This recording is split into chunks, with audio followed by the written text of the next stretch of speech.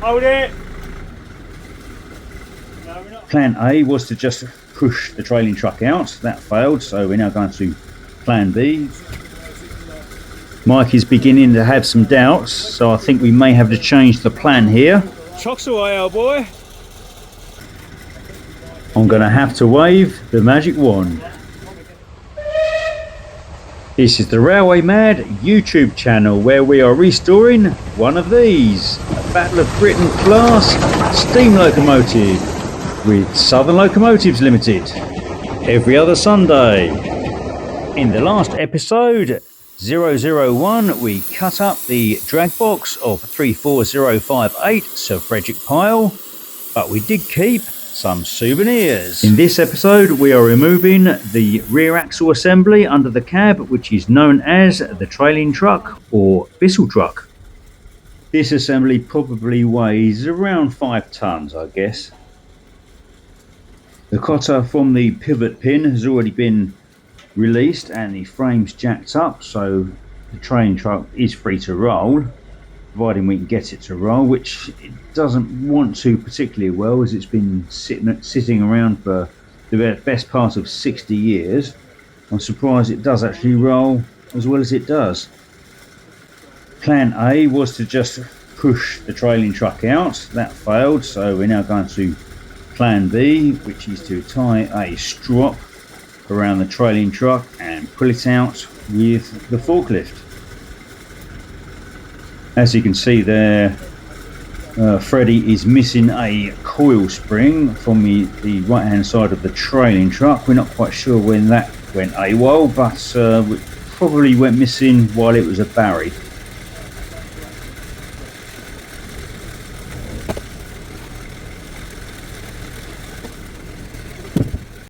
The lifting strop we have here isn't quite long enough to loop round the equipment that we need it to, so looks like I'm going to have to pop off and get another one.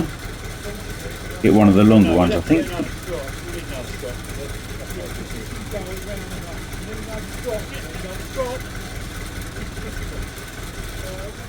So I return with a lovely long yellow strop and begin feeding it through underneath the last part of the drag box and over the top of that rear beam from the trailing truck.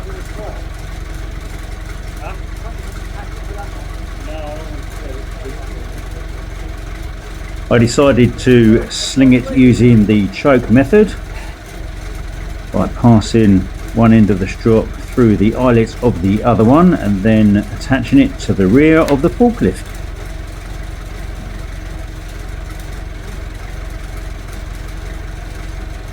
I attached it to the highest point of this assembly, so hopefully the forklift would then, as it pulled the assembly, it would also pull that front part downwards, and so helping it clear what was left of the loco frames there. What's that?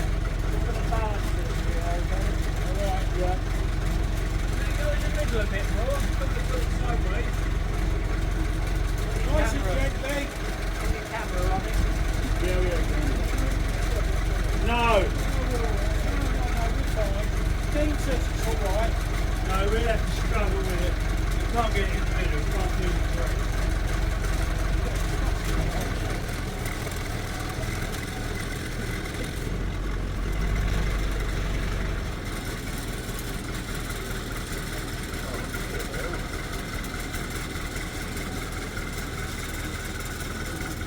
Richard Tender Touch Moffat is in control of the forklift. He is just slowly driving forwards now to take up the tension on the strop before we start just pulling away.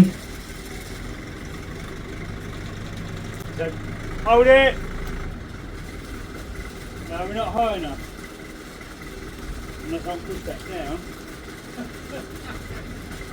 No, there's not enough clearance. Looks like I'm going to have to make a slight adjustment. I'm going to have to wave the magic wand. There's a lot going to happen in the next few seconds. Just a little bit more levering required.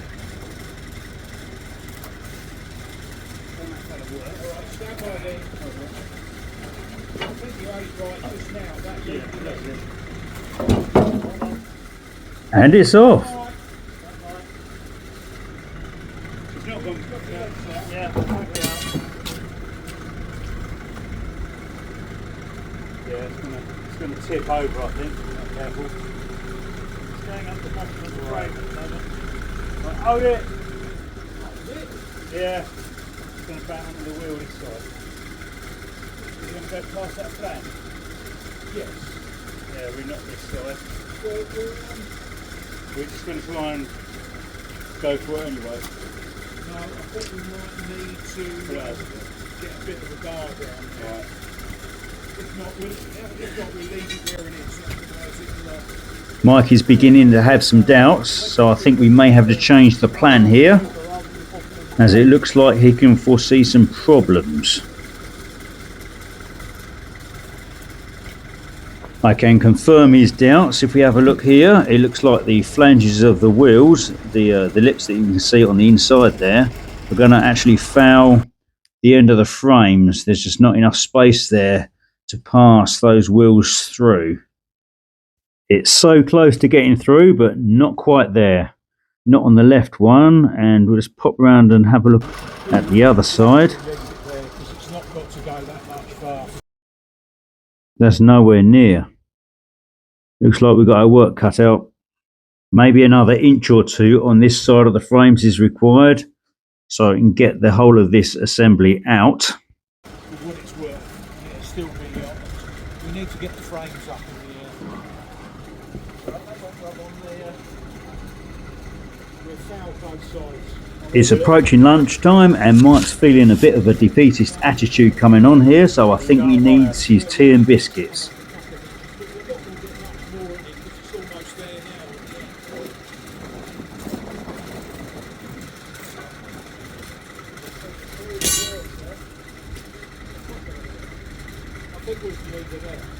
So we decided to halt there for our tea and biscuits and have another approach at this after lunch. And then hopefully we'll be able to rescue this situation. At this moment in time we are reluctant to jack the loco up any further because we have wheels that are airborne. Because at the moment we're carrying out at least 3 jobs at the same time on this loco. We have 2 further teams working on the front of the loco and us guys at the back. As with all restorations, plans constantly evolve and we adapt, we improvise and we overcome one way or another. So we decide we're going to lift the barge board, I think it's called the barge board or balance beam, which is the remains of the drag box. We're going to lift that off next. And there you see the pivot pin of the trailing truck. Well, not quite the pin, but where the pin goes into. And looking towards the rear between the frames.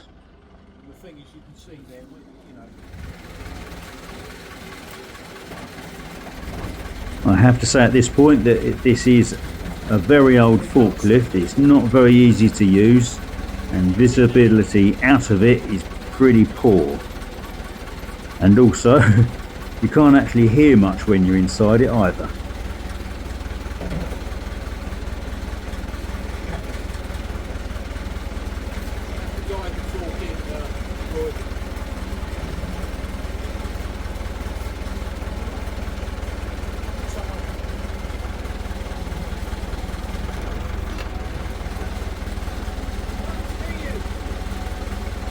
Your head out further. Right, keep coming in. Richard, the driver of the forklift, at this point can't actually see anything of what he's doing because of the way the forklift works. So he pulls a lever and not much happens that he can see. And also the forklift won't operate if the door is open. And there's only one window that does open, so you do have to shout at the forklift driver to let him know what's actually going on. Can you tilt the forks? Forks down and go back. You come out, then back up. Yeah, yeah.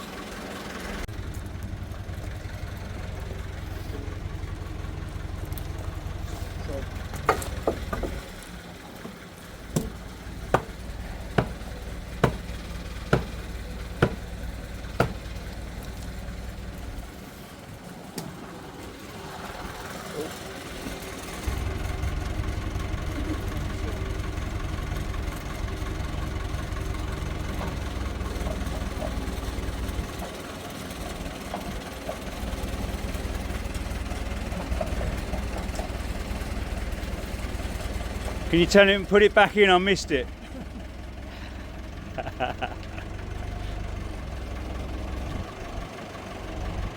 The remains of the drag box, stroke barge beam and pin get removed. Hopefully in 2 weeks' time, and the next episode I'll actually know the actual names of these components and let you know.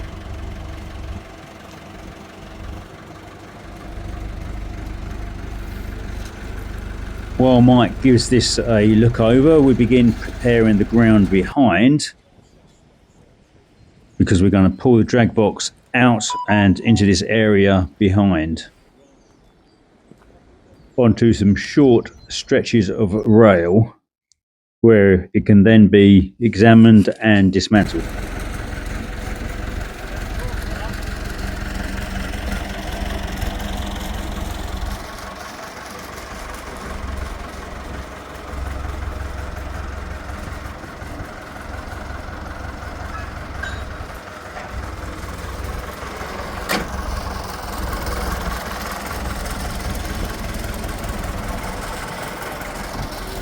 Mike has now reattached the yellow strop onto the back of Richard's forklift, and he begins to take the strain so he can then pull this thing out.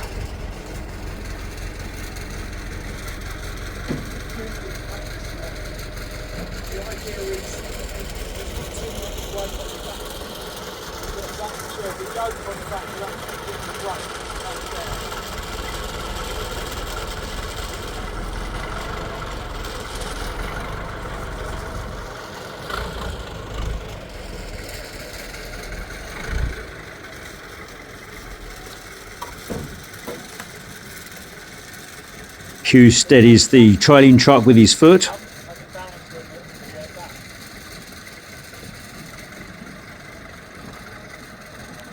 That is now called Hugh's skateboard.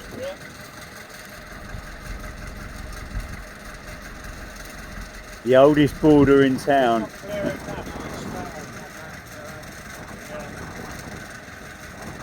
The frame's high enough.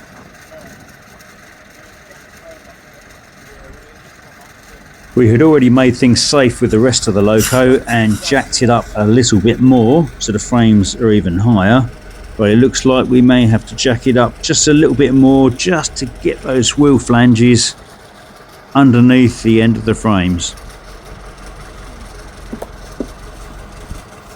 They're hitting that flange, isn't it?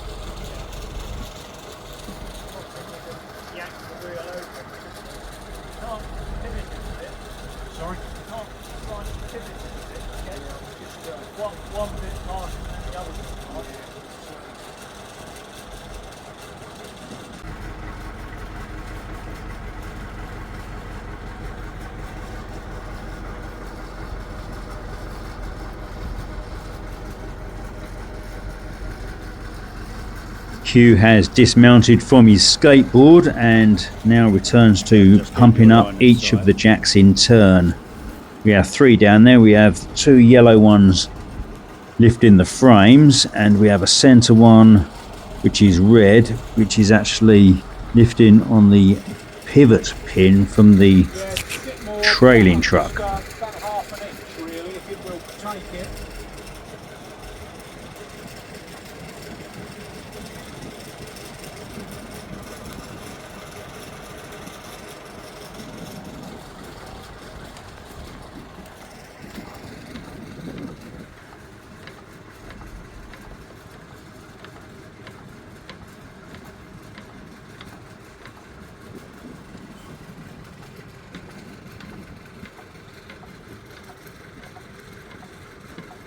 As you can see there, the rear axle set is chocked and is also strapped down to the rails, and we're jacking up the frames and hoping that the axle set doesn't lift up with it, but it does, and that is why they're strapped down. And we have a chain puller in the centre. It's pulling that down, so that one's onto the rails, but the centre isn't secured.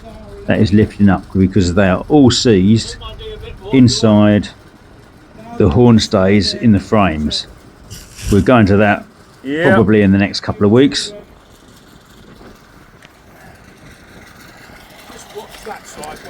off. Well, the wheel on the frame. Very slowly.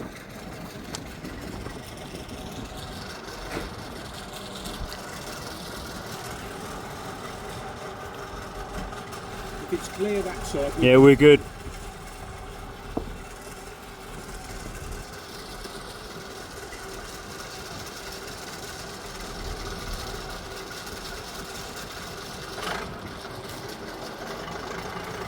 Needs to go down. Yeah, we're good at the moment. Keep going. You're contacting over there, aren't you? Yeah, well, it would lift it. It's right on the top. Well, yeah, we're through. Should we lift that frame? Pardon? Should we lift that?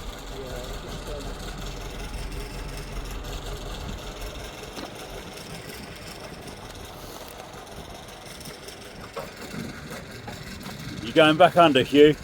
Yeah. I'm going to pump this centre jack up a little bit as well.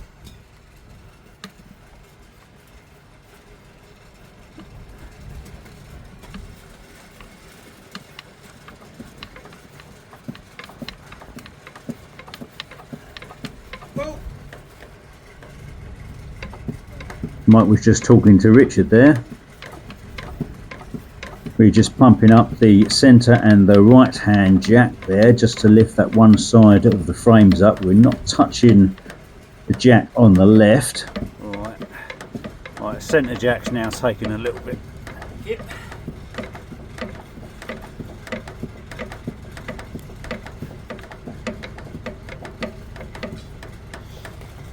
How are we doing, Mike? Wait a minute. Right.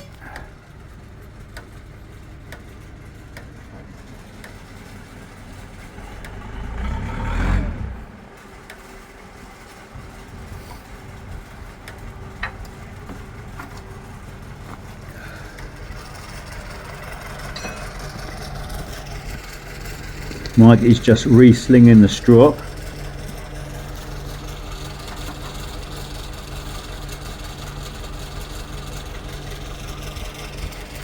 He's not attaching it to the centre, but slightly to the right, because the wheel that side is behind the one on the left, so we need to straighten that out a little. Every part of every restoration seems to take ages. You just can't rush these things. You have to make sure everything is done methodically even. And everything with these locos is heavy. Everything takes time. You. I'm just going to see another.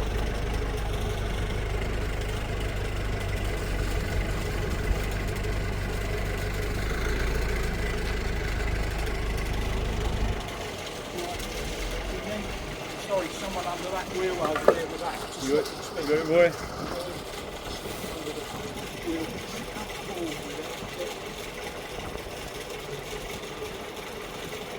That's it, now get out of the way.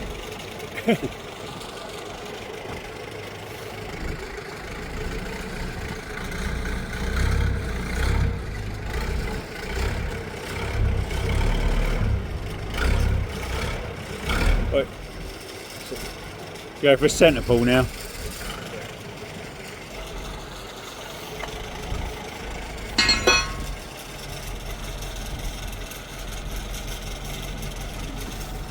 So I'll grab that.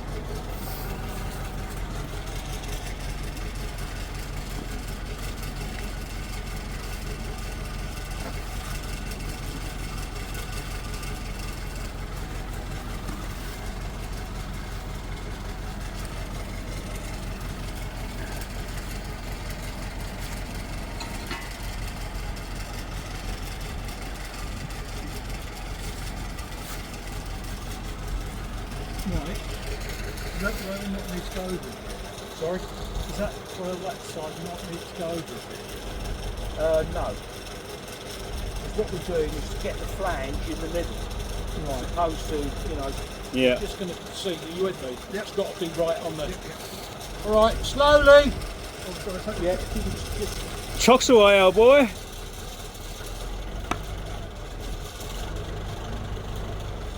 or scotch away our wire, I should say.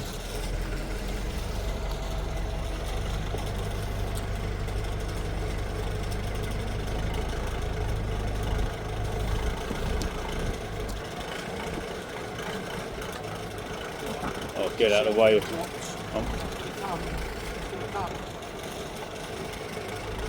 Are you alright then, Mike? Good job. Perfect.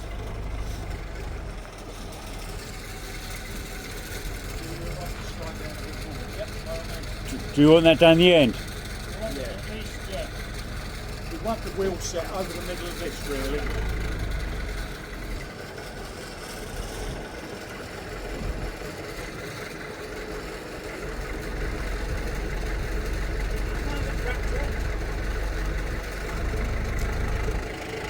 The forklift just makes a small adjustment to pull the trailing truck into a decent position where we can access it properly to dismantle.